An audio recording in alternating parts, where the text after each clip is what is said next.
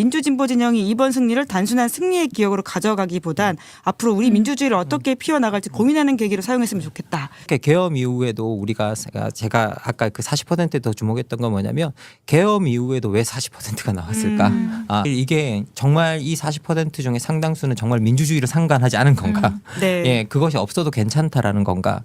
만약에 민주주의가 이들에게 설득력이 없다면 그 이유는 무엇인가? 저 숫자가 상당히 학자들이든 정치인들이든 우리가 주목해서 들여다보고 이 숫자가 이런 방식으로 고착되지 않도록 정치 제도를 바꾸고 정치 문화를 바꾸고 어떤 그런 혜택을 다양하게 분산시켜서 분포하고 하는 어떤 그런 노력들을 해야 하지 않을까라는 생각입니다. 네. 네, 이준석 후보의 득표율은 8.34%죠. 네, 이제 두 자릿수에 못 미치는 결과를 얻으면서 이 선거 그런 가운데 지금 주목을 받고 있는 게 바로 이대남이라고 불리는 20대 남성들의 이 지지세입니다. 20대 남성의 어떤 보수화가 이제 집계가 됐다라는 건데 20대 남성의 37.1%가 이준석 후보를 이제 선택을 했습니다. 이게 김문수 후보를 선택한 36.9%보다도 높게 나타난 건데요. 반면에 20대 여성들은 절반 이상, 그러니까 58.1%가 이재명 후보에게 투표를 한 것으로 나타났고요. 권영국 후보의 지지율로 봐도 이제 전체 연령 가운데 가장 이제 지지세가 높은 층이 20대 여성으로 이 득표율 5.9%로 나타났습니다. 30대의 경우도 20대만큼 이렇게 확연히 차이가 나진 않지만은 남성들은 이제 범보수 후보를, 여성들은 민주진영의 후보로 쏠리는 그런 비슷한 흐름들도 포착이 되고 있는데, 어쨌든 이 성별에 따라서 이 청년들의 표심이 나뉘고 있다, 이런 것들이 확인이 되고 있는 것 같습니다. 실제로 이제 전체적으로 이제 2030들이 이번 계엄 이후에 어느 쪽이 투표했는가라고 했을 때 같습니다. 근데 20대 남성의 37.2%가 이준석 후보에게, 36.9%가 김문수 후보에게 투표해서요. 합계하면 20대의 77.3%가 이 두 후보를 지지했습니다. 그럼 적어도 20대의 4명 중에 3명 이상이 보수 후보에게 투표를 했다라는 거죠. 그리고 30대 남성 같은 경우에는요. 30대 같은 경우에는 이준석 후보에게 25.8%, 그리고 김문수 후보에게는 34.5%. 예. 이렇게 해서 합계하면 또 60.3%가 나옵니다. 그럼 10명 중에 6명은 그렇게 했다라는 겁니다. 그러면 더 젊을수록 보수에게 투표하고 있고, 그리고 그 보수에게 투표하는 비율들이 그 20대 남성, 30대 남성의 비율들이 우리가 생각하는 것보다 훨씬 높은 비율로 이제 투표를 하고 있다라는 거죠. 그러면 우리가 이건 극우화라고 부를 수는 없다고 할지라도 보수화가 일어나고 있다는 건 되게 명백한데, 그 이유는 뭐냐면 지난 20대 대선하고 비교해 보면 알 수 있는데요. 실제로 20대 남성의 58.7%가 윤석열 후보에게 투표했고 30대 남성 같은 경우는 52.8%가 투표했거든요. 그래서 20대 같은 경우에는 이번에 보수 후보에게 투표한 비율이 18.6%가 높아졌고, 20대 같은 경우에는 30대는 7.5%가 높아져 있는 그런 상황입니다. 그래서 상당히 표가 이쪽으로 옮겨갔다라는 것들은 명백한데, 우리가 이 투표가 일어난 시기가 언제냐? 국민의힘 정권이 내란을 일으켜서 일어나게 된 대선인데, 한 사람은 국민의힘 후보고 한 사람은 국민의힘의 한때 당대표였던 사람이라는 거죠. 예, 거기에다가 이제 이 투표를 했기 때문에 기본적으로 보수화가 일어나고 있다라는 건 이제 우리가 어느 정도 그 패턴은 확인이 되고 있는 게 아닌가라는 생각이 들어서 이 부분은 우리가 좀 유의해 봐야 될 것 같습니다.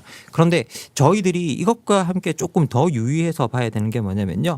우리 시사인이 한국 리서치하고 지난 2월에 공동 조사한 걸 보면요. 하나 아주 흥미로운 그 결과 하나가 있습니다.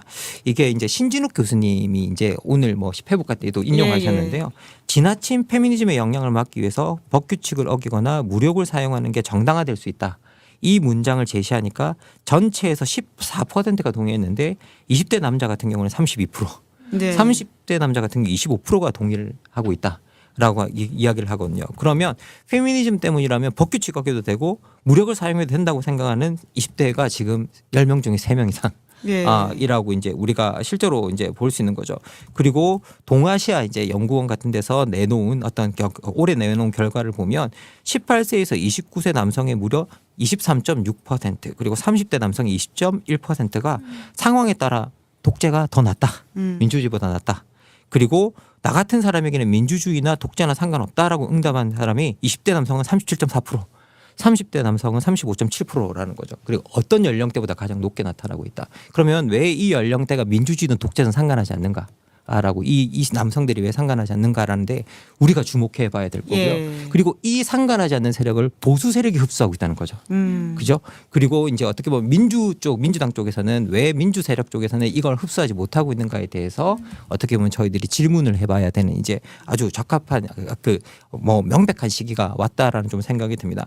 그런데 기본적으로 지금 제가 이런 여러 통계를 이야기했지만 또 20대들이 들여다보면 계엄이 옳다거나 이런 데 찬성하지 않아요. 예. 네. 그러니까요. 여기서 들여다보면 답이 20대 남성 같은 경우에는 비일관적으로 나타나는데 이걸 비일관성으로 볼 거냐 아니면 자기 이익을 맞는 사람이라면 뭐라도 상관없다라고 볼 거냐. 이제 이건데 저는 솔직히 말하면 이제 두 번째 입장으로 가고 있는 게 아닌가. 예. 이게 비일관적으로 파악하면 우리가 설명할 수가 없는데 우리가 만약에 설명할 수 있는 요인을 찾는다고 한다면 나에게 이익이 되는 것이라면 민주주의든 독재이든 상관없고 나의 이익을 대표해 주는 사람이라면 그가 어떤 경향을 가지고 있는가도 사실은 별로 상관이 없다. 문제는 뭐냐? 이렇게 나온 보수 대표들이 혐오라든지 그리고 능력주의라든지 이런 것들을 통해서 사회적 분열을 일으키고 조장하고 갈등을 일으키고 있는데 이것에 대해서 동조하고 같이 올라타고 있는 이제 우리가 적극적으로는 아니라고 할지라도 올라타고 있는 현상이 명백하게 나타나고 있다는 점을 이제는 외면하지 말아야겠다는 생각이 좀 듭니다. 저는 개인적으로는 세대론에 계속 반대해 왔어요. 예. 그런데 내가 이걸 보면서도 외면할 수 있나라는 생각이 좀 저는 이제 이번 선거 결과가 좀 저한테 그 의미를 주기 시작했습니다. 예.